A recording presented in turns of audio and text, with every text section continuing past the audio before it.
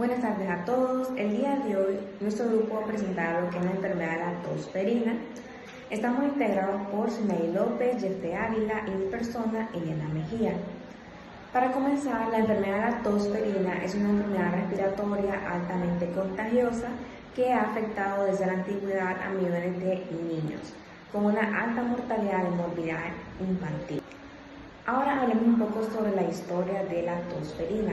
Todo comienza con una descripción de un médico llamado John Conshaw que habló sobre una tos de 100 días, a lo que hace referencia a lo que hoy conocemos como la tosferina.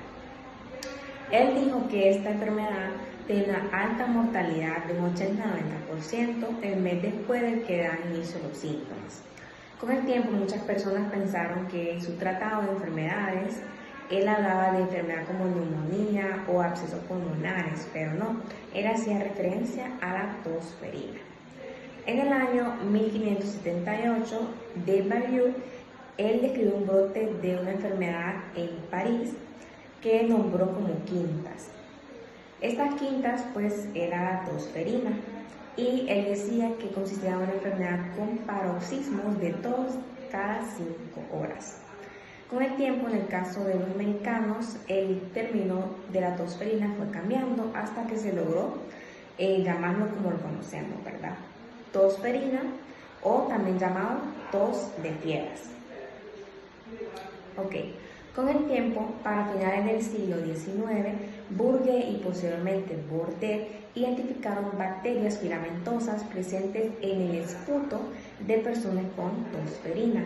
Este descubrimiento erradicó esa idea de que la tosferina era producida por algún hongo. Es ahora conocido que la tosferina es producida por una bacteria. En el año 1906, Bordet y Jonjou, científicos belgas, consiguieron aislar la bacteria que produce esta enfermedad y pues la nombraron Bordetella pertussi. Esta bacteria es un Tocobacillus gram negativo y fue obtenido de esputo del higo con tosferina de Bordet. Este último descubrimiento fue súper importante, pues a partir de esto fueron capaces de aislar lo que es el agente patológico y cada vez más se acercaban a la invención de la vacuna contra la tosferina que sucedió en el año 1912. Este hecho pues otorgó el premio Nobel de la Fisiología y Medicina a Bordet y a Jonjou. Y pues a pesar de toda la fama, ¿verdad? Lo que más impactó fue que pudieron salvar millones de vidas de niños que morían seguidamente por la tosferina. Ahora, ¿qué es la tosferina? La tosferina es una infección respiratoria producida por la bacteria que conocemos como Bordetella pertussi. Esta pues tiene un periodo de incubación de entre 7 a 10 días y es un Tocobacillus gram negativo aerobio y encapsulado que restringe su crecimiento. La tosferina pues va a contar con 3 fases claramente diferenciadas. La primera fase va a ser la fase catarral, que empieza desde la semana 1 a la semana 2, seguida por la segunda fase o fase paroxística, que va desde la segunda a la 4ª semana, y está la tercera fase, que es la fase de convalescencia, que va a ser a partir de la 4ª semana. Seguidamente hablaremos de la epidemiología de la tosferina. Es importante saber el peligro de la tosferina, que va a recaer mayormente en los lactantes y en los niños menores de 5 años, quienes tienen crisis de tos más intensas, características que subyacen con apnea y cianosis. Mientras tanto, los adolescentes y adultos, pues la tos persistente es la única manifestación y en casos de cuidados ineficientes pues se puede extender a varios meses. Para el año 2020, cerca de 5 millones de niños menores de 5 años perdieron la vida por razones atribuidas a la tosferina, una cifra que pudo prevenirse con el uso de la vacuna. Según datos de la UNICEF en conjunto con la OMS, para el año 2021 cerca de 25 millones de niños no fueron vacunados o dejaron su esquema de vacunación incompleto, una cifra que supera los 6 millones, las alcanzadas en el año 2019. Esto se puede atribuir a crisis humanitarias en países de las Américas, a causa del cambio climático, violencia, situación económica y social aberrante. Todo eso pues, ha obligado a la población a desplazarse de un lugar a otro, buscando nuevas oportunidades, generando de esta manera no solo una mayor cantidad de infantes desprotegidos, sino el vehículo perfecto para un aumento en la incidencia de la tos ferina. Este gráfico pues, va a mostrar lo que son los niños no vacunados en las Américas y el Caribe. Un dato que resulta altamente alarmante, pues aparenta ir en aumento y son pocas o nulas las intenciones para evitar su exacerbación y que tristemente no solo remite con las comunidades pobres de América Latina, sino que también forma parte del día a día del viejo mundo, como las Europas. Ha habido un crecimiento uniforme en todos los países en la zona de la Unión Europea y el resto de las naciones del continente, señalando como fecha de inicio del aumento de la incidencia a mediados y finales de 2022 y principios de 2023.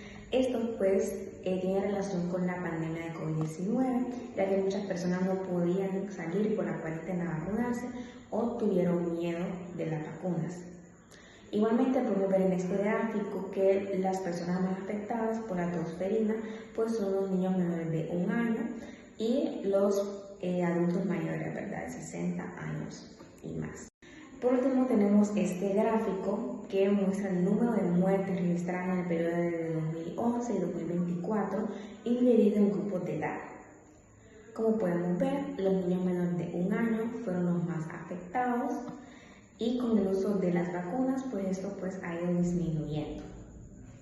Ahora vamos a hablar sobre los datos epidemiológicos y vamos a iniciar con la transmisión, tomando en consideración que son 3: transmisión, incubación y la transmisibilidad. La transmisión es aquella que nos va a decir que el contagio se va a dar sobre todo por el contacto de persona a persona. Esto por la inhalación de gotitas respiratorias, ya sean al momento de toser o al momento de estornudar. Y también se puede dar por el contacto directo con esas secreciones nasales que han sido expulsadas por alguna persona que tiene la fase contagiosa de esta enfermedad. Después tenemos la incubación, si recordamos el concepto. Este nos dice que es el periodo de tiempo desde que una persona se contagia hasta que presenta los síntomas. En una persona adulta, en un adolescente, va a llegar a ser entre 4 y 10 días, mientras que en un niño o un lactante puede ser de 4 a 121 días, un espacio de tiempo más largo. Y por último, la transmisibilidad es aquella en donde aquellas personas, por ejemplo, que ya están diagnosticadas, que están contagiadas y estas no tienen un tratamiento, lo que afecta que puedan transmitirla en un lapso de tiempo de 2 a 3 semanas, dando como así la infección sobre todo de los lactantes que aún no tienen esta vacuna. Sobre todo los medios de transmisión son las personas adultas, los adolescentes y sobre todo los padres de estos lactantes. Ahora vamos a hablar sobre las manifestaciones clínicas. Con respecto a la tosferina, esta tiene 3 fases. La primera fase o la fase catarral, la segunda fase o la fase paroxística y la tercera fase o la fase de convalescencia.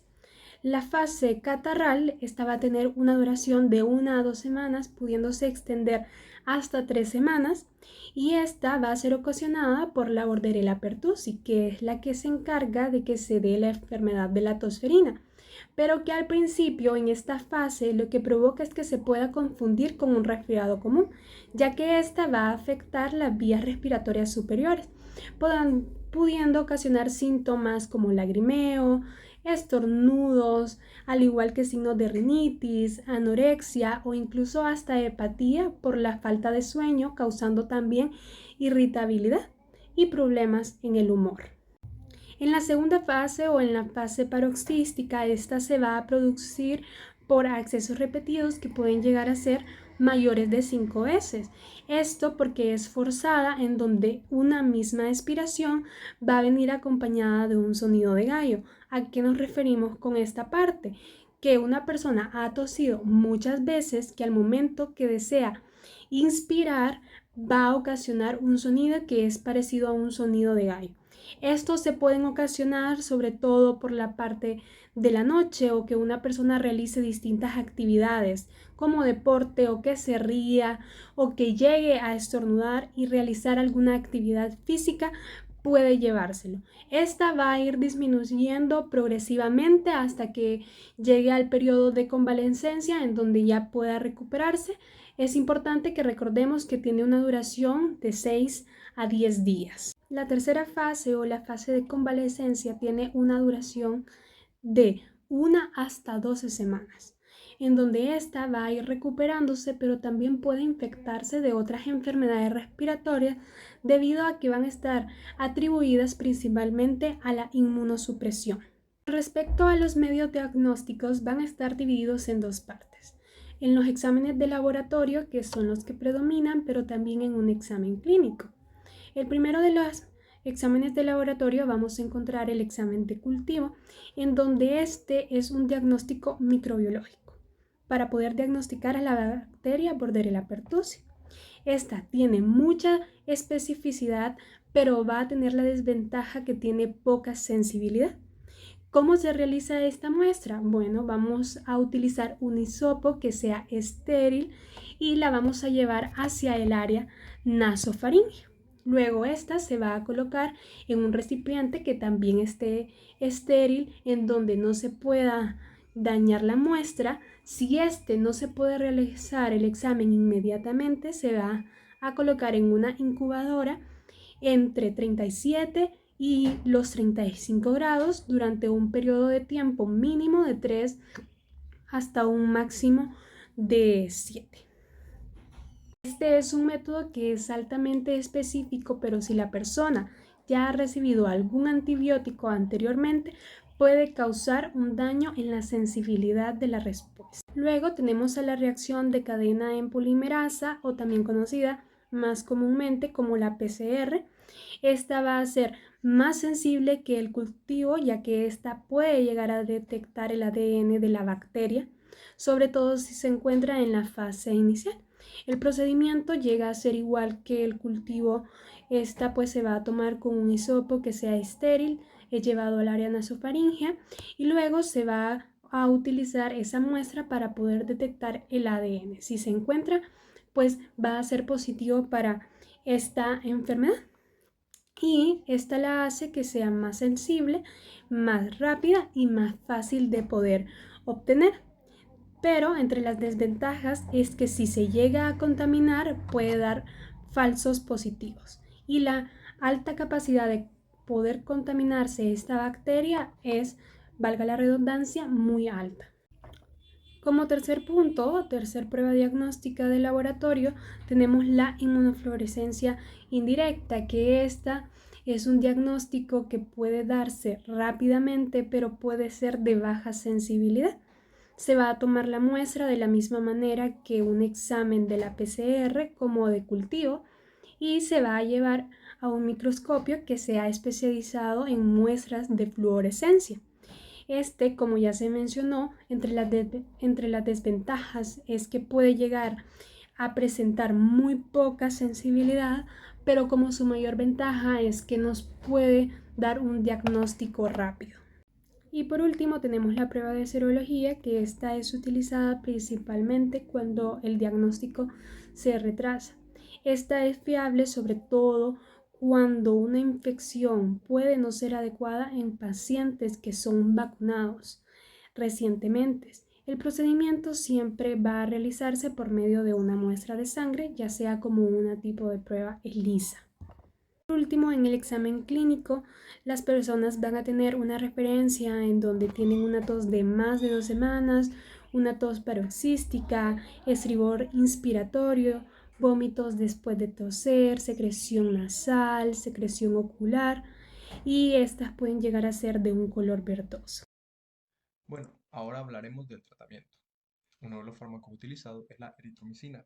En menores de un mes no se recomienda utilizar este tratamiento. De 1 a 6 meses se utiliza una dosis de 40 a 50 miligramos por kilogramo al día durante 14 días cada 6 horas. De 6 a 14 años sería 40 a 50 miligramos por kilogramo al día cada 6 horas y no se puede pasar de 2 gramos al día. En adultos se utiliza una dosis de 500 miligramos cada 6 horas. Este tratamiento tiene una duración de 14 días y su mecanismo de acción es la inhibición de la síntesis de la proteína uniéndose a la subunidad 50S del ribosoma. Otro de los medicamentos que se utiliza es la claritromicina. En menor de un mes no se utiliza este medicamento. De 1 a 6 meses se utiliza una dosis de 15 miligramos por kilogramo de peso al día por cada 12 horas. De 6 meses a 14 años se utiliza 15 miligramos por kilogramo de peso al día cada 12 horas y no se puede pasar más de 1 gramo al día. Y en adultos se utiliza una dosis de 500 miligramos cada 12 horas. Este tratamiento es por 12 días y actúa igual que la eritromicina, que es inhibiendo la síntesis proteica uniéndose a la unidad 50S del ribosoma de la bacteria. Otro de los tratamientos es la acitromicina. Esta se utiliza en una dosis que hay datos limitados, pero en menor de un mes se puede utilizar de 5 a 10 miligramos por kilogramos una vez al día, o sea, cada 24 horas. De un mes a 6 meses se utilizan 10 miligramos por kilogramos cada 24 horas y de 6 meses a 14 años se utiliza, si el tratamiento será solo por un día, 10 miligramos por kilogramos, máximo 500 miligramos al día. Y si se utiliza este medicamento para tratar a alguien de 2 a 5 días, se utiliza una dosis de 5 miligramos por kilogramo al día, máximo 250 miligramos al día. En adultos, si es por un día el tratamiento, se utilizan 500 miligramos. Si es de 2 a 5 días, son 250 miligramos al día. El último tratamiento que se utiliza sería la trimethoprim sulfamethoxazole, que se utiliza 8 miligramos por kilogramo al día cada 12 horas, máximo 160 miligramos cada 12 horas. Es un tratamiento que se va desde 7 a 14 días. ¿Y cómo funciona? Inhibiendo la síntesis de ácido fólico de la bacteria mediante la inhibición del sulfamethoxazole y de la trimethoprim. Ahora hablemos un poco de la prevención de la tosferina. La prevención, vigilancia y control de la tosferina se basa en un enfoque integral que prácticamente redondea en tres cosas: la vacunación, el monitoreo epidemiológico y la profilaxis post-exposición. De estos tres métodos, el más fiable y que más ha demostrado más actividad es la vacunación. Esta es una estrategia muy efectiva para reducir la incidencia y mitigar el impacto de esta enfermedad en las poblaciones vulnerables, como pueden ser en niños menores de 6 meses, que tienen más posibilidades a mortalidad o complicaciones graves. Ok, con respecto a las vacunas, se han desarrollado esquemas de inmunización que incluyen la administración de vacunas combinadas como la toxoide, la TDAP, durante el embarazo, la pentavalente a los recién nacidos, y también hay vacunas para los niños refuerzos y también en los adultos. La vacunación materna es clave para conferir inmunidad pasiva al feto, porque los anticuerpos se pasan a través de la placenta a este. Y esto ha demostrado reducir la incidencia y la mortalidad de esta enfermedad, la tosferina, en los niños. Las generalidades del esquema de vacunación son las siguientes. Vacunación en embarazadas. Se utiliza la aplicación de una dosis de TDAP en el segundo o tercer trimestre del embarazo para asegurar una inmunización pasiva del feto. Está la vacunación infantil, que inicia a los 2 meses con un esquema de vacunación de 3 veces o 3 dosis cada 2 meses, o sea, de 2, 4 y 6 meses y un refuerzo a los 2 años. Está la vacunación en escolares y adolescentes, que es un refuerzo a los 5 y 7 años y en la adolescencia, ya que la inmunidad disminuye con el tiempo. Está también la vacunación en adultos o la estrategia capullo, que es inmunizar a los adultos en contacto con los lactantes para reducir la transmisión. Hablemos un poco de la profilaxis post-contacto. La PPE, que significa profilaxis post-contacto, debe iniciarse lo más pronto posible, idealmente dentro de los primeros 21 días posteriores al contacto con una persona que tenga esta enfermedad, la tosferina. Se considera un contacto cercano a cualquier persona que haya compartido un espacio con un paciente que tenga esta enfermedad durante un tiempo prolongado y especialmente en espacios como el hogar, guarderías y hospitales que son entornos de alta transmisión. Los antibióticos utilizados para profilaxis post-exposición son los mismos que se utilizan para el tratamiento de la tosferina. Se prefieren los macrólidos porque tienen una eficacia para erradicar la bacteria de la nasofaringe y es fácil de administrar este tipo de medicamentos. Las opciones incluyen, como ya hablamos antes, la eritromicina, claritromicina, la acitromicina y el trimethoprim sulfa-metoxazol. Bueno, eso sería todo por nuestra presentación. Espero que le haya gustado, doctora, y fue un gusto.